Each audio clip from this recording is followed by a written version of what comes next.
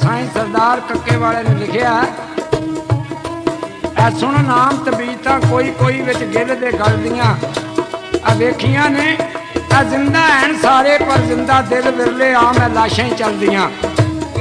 वेखियां ने ओ ठंडे जल दे बह रवान अंदर मैं ते अग्गां भी बलदियां वेखियां ने घर जालमां फासकां फाजरां दे नेक हस्तियां भी पलदियां वेखियां ने ताजू टुट कई कीमती दरां यारो विच खाक दे भी रुलदियां वेखियां ने इक ना सुत्तियां नूं वसल नसीब होया